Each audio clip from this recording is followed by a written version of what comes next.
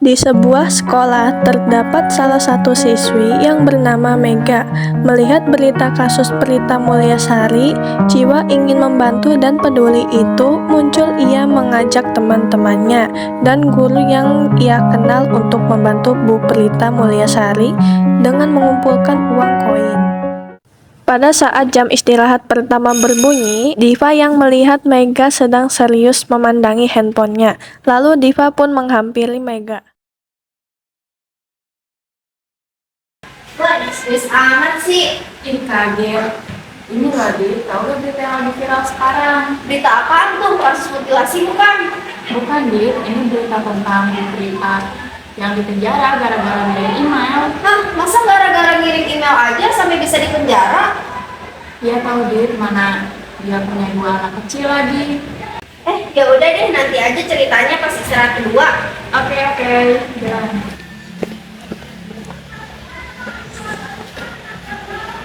Pada saat jam pembelajaran selesai, bel istirahat kedua pun berbunyi. Lalu Diva menghampiri Mega lagi untuk melanjutkan kasus cerita Prita.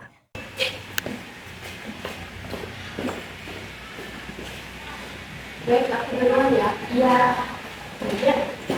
Gimana ceritanya? Sini duduk aja. Jadi gini loh, Dit.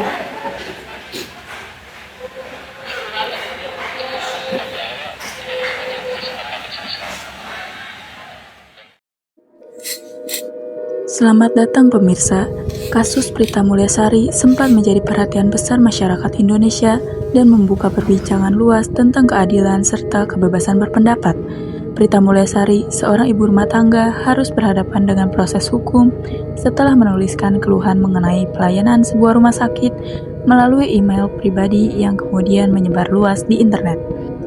Keluhan yang awalnya bersifat personal tersebut berujung pada tuduhan pencemaran nama baik. Prita pun harus menjalani proses hukum yang panjang dan berat, termasuk ancaman denda yang bernilai 204 juta. Di situasi ini memunculkan rasa keprihatinan dari berbagai kalangan masyarakat.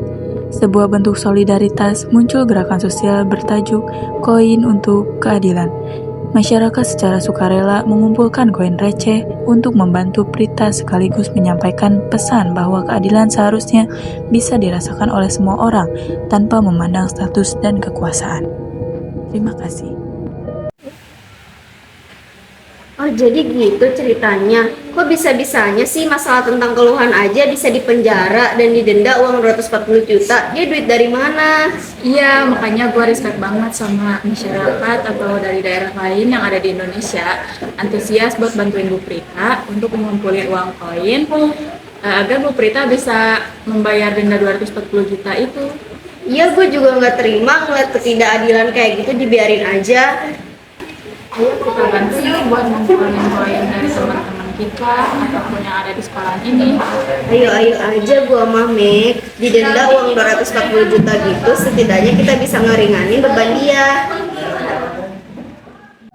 Keesokan harinya, di pagi hari sebelum masuk, Diva yang pada saat itu sudah sampai di sekolah dan berada di kelas, disusul oleh Mega yang baru datang lalu menghampiri Diva dan bertanya. Dit, jadi gak nyampein sumbangan buat Bu Prita? Jadi Mek, mau kapan? Nanti aja deh abis istirahat kedua, kan itu waktunya udah lama. Nanti kita mintain sumbangan koin keadilan buat Bu Prita. Oke deh. Oke.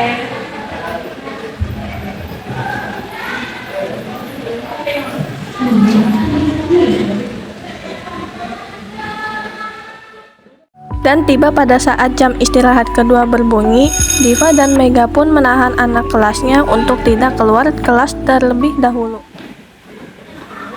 Mega, ayo kita mintain uang sumbangannya. Ayo. Guys. Jangan dulu pada keluar ya. Aku di sini mau ngumumin dulu. Kalian duduk dulu. Mega pun mengumumkan tentang sumbangan tersebut. Mohon perhatiannya teman-teman. Jadi di sini aku bersama Diva ingin meminta sumbangan atau partisipasi dari kalian atas kasus Bu Prita. Kita minta uang koin aja yang sepunyanya kalian dan seikhlasnya kalian. Emang sumbangannya buat apa, Mek? Uang gitu. Nang uang itu buat apa? Jadi ini di luar sumbangan untuk sekolah, tapi ini sumbangan untuk keadilan. Jadi kita ingin meminta sumbangan uang koin untuk keadilan. Karena kasus Bu Prita yang lebih viral dan menggemparkan dunia maya. Jadi Bu Prita tuh didenda sebesar 204 juta. Karena ia mengirim email yang tadinya tujuannya untuk temannya agar tidak mengalami kejadian yang sama. Terus karena Bu Prita tuh tadinya periksa penyakitnya ke Rumah Sakit Omni Internasional, namun rumah sakit itu malah salah mendiagnosis penyakitnya Bu Prita. Oleh rumah sakit itu, Bu Prita tuh didiagnosis DBD. Kalian tahu kan, demam berdarah? Tahu. Nah, saat keluar dari Rumah Sakit Omni Internasional, keadaan Ibu Prita tuh semakin parah dan dia periksa lagi ke Rumah Sakit Internasional Bintaro. Nah, oleh Rumah Sakit Internasional Bintaro, dan ternyata penyakit yang sebenarnya itu yang diderita Bu Prita kelenjar ludah di bawah telinga atau kayak gondok gitu loh. Terus dan Bu Prita tuh kesal atas salah diagnosis tersebut. Lalu dia pun mengirim email malah tersebar luas ke dunia maya hingga terjadi kesalahpahaman yang pada akhirnya Bu Prita dipenjara setelah kalah dalam gugatan pencemaran nama baik oleh pihak rumah sakit. Melihat berita atau kasus tersebut, nah kalian tahu seluruh Indonesia setelah melihat berita atau kasus tersebut, mereka berantusias untuk mengumpulkan uang koin agar bisa membantu Bu Prita atas denda tersebut. Dan alangkah baiknya kita pun ikut membantu walaupun hanya sedikit. Nah, iya tuh kita harus bantuin. Nggak adil banget. Cuman buat keluhan rumah sakit tapi mau di penjara. Didenda juga nggak masuk akal lagi, banyak banget. Dia punya uang dari mana? Iya, makanya dari itu mari kita bantu sama-sama yuk.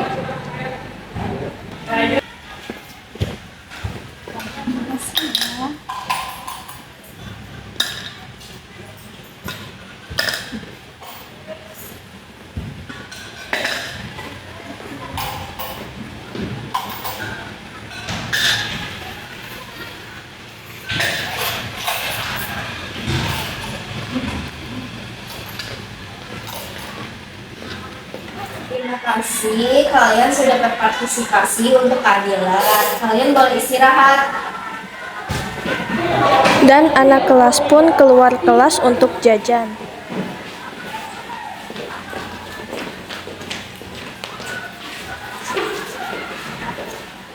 Saat jam menunjukkan jam pulang, Gimana kalau kita minta uang sumbangan yuk ke Bu Dwi?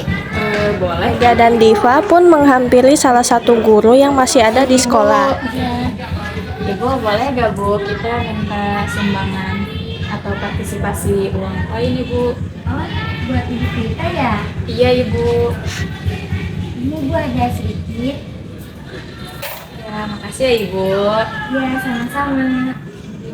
Pada saat selesai meminta uang koin, Gue nggak nyangka Bu Dwi ikut berpartisipasi. Padahal ekonominya buat dirinya sendiri aja susah. Mega dan Diva pun mengumpulkan uang koin ke posko peduli Prita.